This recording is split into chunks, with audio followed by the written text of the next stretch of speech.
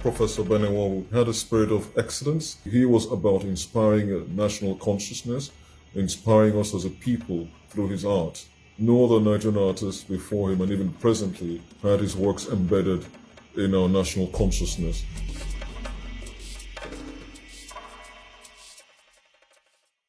My name is Oliver Enweonwu. I'm an artist and I'm the son of the late Professor Enweonwu, who is celebrated as one of Africa's pioneer modernist artists. While growing up, to me, he was just daddy.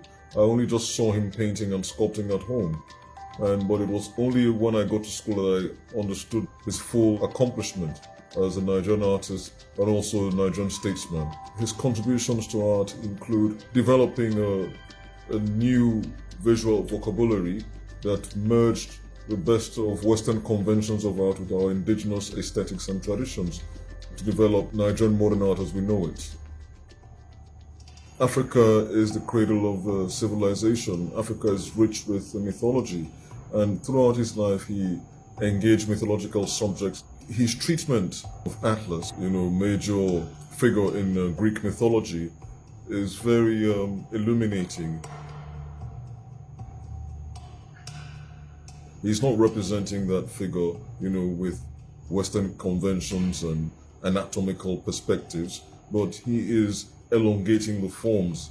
Even though the figure is static, you can still see the movement in even holding the weight of the world on his shoulders, as he was condemned to for daring to stand up against Zeus. For me, by far, it's one of his very finest pieces and a hallmark of his career. Africa Dances is a theme. I think it's from a series of works that he began and stretched on and spanned for over 6 decades, in his artistic career. It's not just capturing what he saw. It has nothing to do with the form, as it were. It was more for him spiritual, because he believed that true art came from the spirit world. One thing really stood out, how he's able to capture movement and rhythm, which were very important aspects or elements of his art.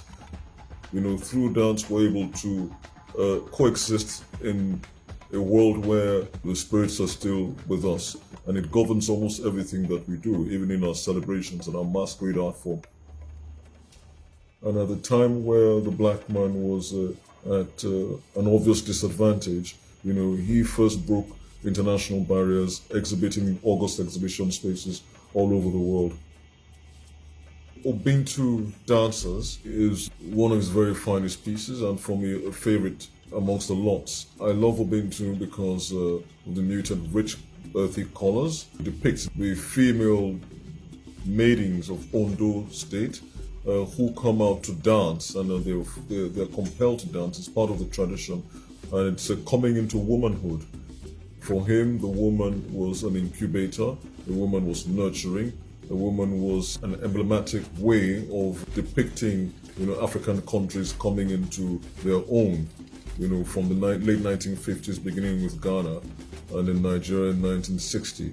He was about inspiring the African nations, inspiring Nigerian people at a time when Nigeria and other African countries were aspiring and gaining their independence from their colonial masters.